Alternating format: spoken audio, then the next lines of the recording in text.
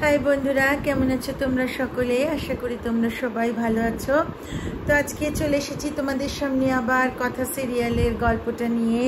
তোমাদের সামনে আজকে তুলে ধরবো 13ই জুন, মানে হচ্ছে 13 জুনের এপিসোডের গল্পটা। তো কি হলো তাতে, মানে কথা যে একটুখানি একটা ইনভেস্টিগেশন চলছে, তো সেটা কি ইনভেস্টিগেশন, কার ব্যাপারে, এই সমস্ত কিছু তথ্য কিন্তু আজকে তোমাদের সামনে তুলে ধরবো। তো সেটা জানতে গেলে ভিডিওটাকে স্কিপ না করে কিন্তু পুরোটা দেখতে হবে। তো চলো তাহলে শুরু করা যাক 13 জুন, মানে হচ্ছে 13ই জুনের কথা সিরিয়ালের এপিসোডটা। তো welcome and welcome back to my channel serial update with Rinka.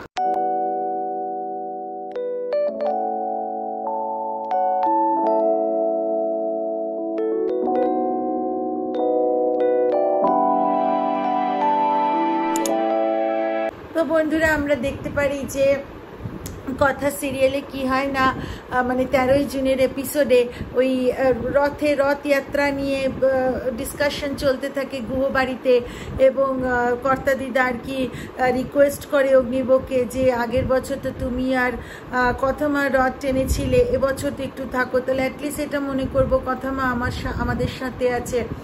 তারপরে তো মানে এদিকে আবার কি হয় না, বাজার করে নিয়ে এসছে আমাদের ছোটকা, আর বাজার করে এত বাজার করেছে যে একেবারে নূপুর আর পিপিয়া একেবারে অতিষ্ঠ হয়ে গেছে। তো যাই হোক, এই নিয়ে আর কি ওদের ভাই বোনদের মধ্যে একটু খুনসুটি আর কি শুরু হলো। অপরদিকে আচার্য মশাই এলেন ওই মানে রথযাত্রার ব্যাপারে ইনভাইট করতে। তো তখন ওখানে কথা বলে ওঠেছে, আমাকেও নিয়ে যাবে গো, আমার না খুব ভালো লাগে, আমি পাঁপড় ভাজা খাবো, এই খাবো। তো তখন আচার্য মশাই তো বুলি মানে হরফিক কথাকে দেখে বলে, একটু ডুপ্লিকেট আমাদের কথা মা। সকলে চুপ করে থাকে, কি আর বলবে। তো যাই হোক, অপরদিকে আবার আচার্য মশাই জিজ্ঞেস করেন যে তুমি রথ টানতে পারবে? তখন না কথা বলে, আগের বছর তো আমি টেনেছি। তো এইভাবে যখন বলেছে না, সকলেই একেবারে হয়ে গেছে যে বাবা এ তো পুরো কথা, এ তো পুরো কথার মতো কথা বলছে, এটা কে? তো তখন অগ্নি আর মানে বলছি ম্যানেজ কর, সে অঙ্কিতকে আর জুনি তাড়াতাড়ি করে গিয়ে বলল যে আরে আমি আসলে এরমভাবে কথা বলতে ওকে মানে শিখিয়েছি, ভালো করে আর কি গ্রুম করছি, এরকম ও কেমনভাবে যেন কথা বলে, তো সেই জন্য তো অঙ্কিত তখন বললো, বাহ খুব ভালো সুন্দর গ্রুম করেছে তো ওকে জুনি, তো ইত্যাদি হলো। অপরদিকে তো আমাদের মানে যখন ছোটকা আর কি চা খেতে চাইলে ছোটকাকে কেউ চা বানিয়ে দিতে রাজি নয়, কেন কর্তা দিদা বলছে তুমি 4 বার চা খেয়ে নিয়েছো ছোট কাকা, আর চা নয়। তো বলছে তোমরা শোনো, তোমরা না বানিয়ে দিলেও আমি জানি কাকে বললে চা পাবো। ও বলি আমাকে একটু চা বানিয়ে দাও না। তো বলি তো আসলে কথা, তো বলি এমনিও তো কথা মানে খুবই স্বাস্থ্যকর জিনিসপত্র আর কি করে। তো তখন কথা মানে বলছে যে না, তো চা নয়, শোনো আমি একটা জিনিস বানিয়েছি, তোমাদেরকে খাবো, এতবার করে চা খাবে। তো বলে কি? বলে আম পান্নার শরবত। সকলের তখন আবার ওই হয়েছে, বলে এটা তো কথা, এই তো পুরো কথা বানাতে শেখালো কে? তখন আবার মানে অগ্নিব বলছে, আরে ওকে ইয়ে কর, ম্যানেজ কর, ননসেন্স একটা। আর তো তখন বলছে জুনি, তখন বললে আসলে আমি শিখিয়েছি পিপিয়া, কথার মতো জানি না বানাতে পেরেছে কি না। তো অঙ্কিত তখন বলছে আরও পাতা টাতা দিয়ে কথা কি বানাতো, সেটাও একটু বানানো শিখিয়ে দিও না গো। জুনি বলছে হ্যাঁ নিশ্চয়ই শিখিয়ে দেবো। বলে শিখে যাবে, ও খুব মাথা আছে। তো তখন যাই হোক, এদিকে আবার মানে যখন ও আমপান্না এবার শরবতটা আনতে যাবে, তার আগে সবাইকে আর কি এক এক করে জিজ্ঞেস করে, তুমি খাবে, তুমি এরকম করতে করতে অগ্নির কাছে এসছে। অগ্নি তো বলে দিয়েছে যার তার হাতের জিনিস আমি খাই না। তো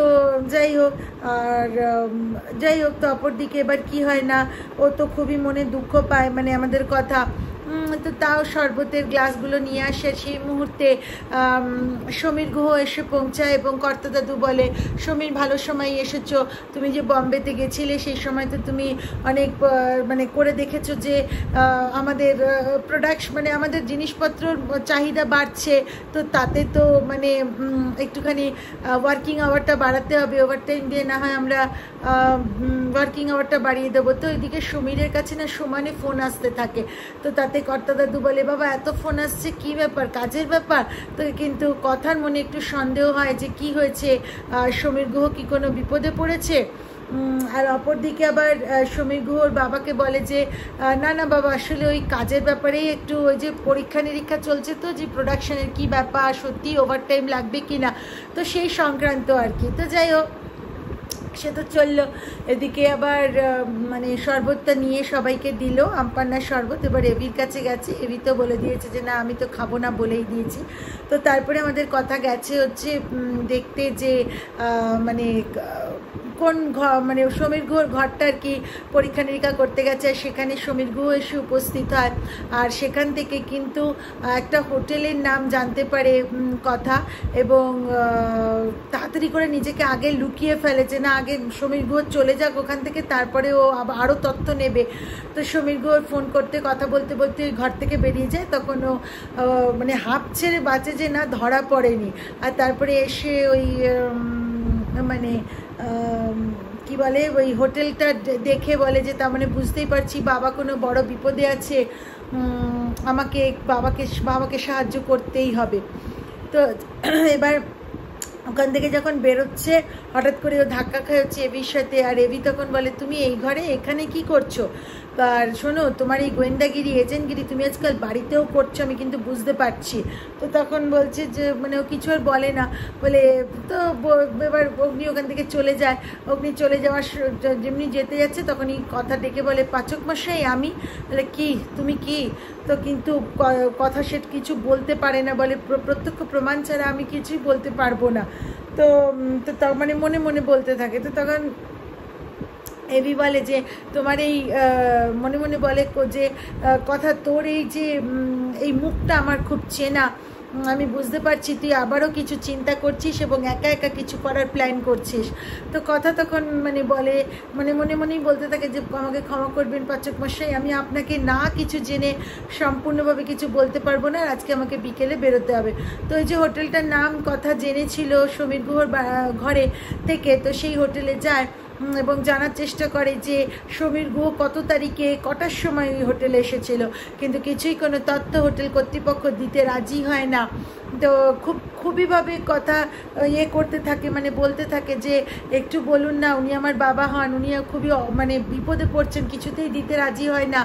আর তো তখন ও বলে যে ঠিক আছে, আমি দেব যদি মানে পুলিশ আসে সাথে, তাহলে। তো বললো ঠিক আছে, তাহলে পুলিশ আসবে, তাহলে আমি সেই ব্যবস্থাই নিচ্ছি। তাহলে অপর দিকে কিন্তু আরেকটা বড় তথ্য এত কিছু গল্পের মধ্যে আমরা পাই, সেটা হচ্ছে বাসু গুরুজি একজনকে কথাকলির ছবি দিয়ে জানতে চেয়েছিল মেয়েটি কে, এবং যখন ওই ডিটেকটিভ এজেন্টটা তথ্যটা বাসু গুরুজিকে প্রকাশ করে, বাসু গুরুজি জানতে পারে যে এই কথাকলি গুহ এই হচ্ছে ওনার মেয়ে।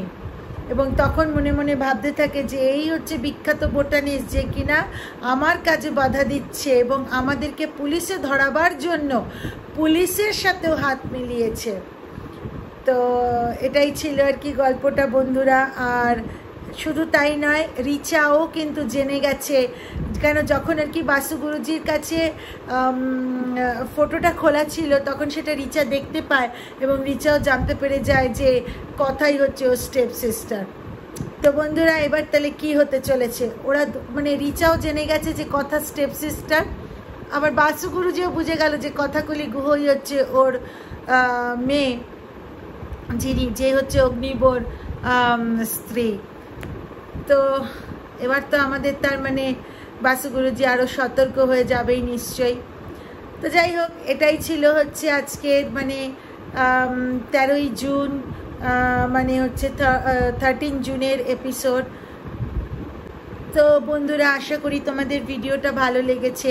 ভিডিওটা ভালো লেগে থাকলে লাইক, শেয়ার আর কমেন্ট করে দিও। চ্যানেলটা সাবস্ক্রাইব করতে কিন্তু ভুলো না।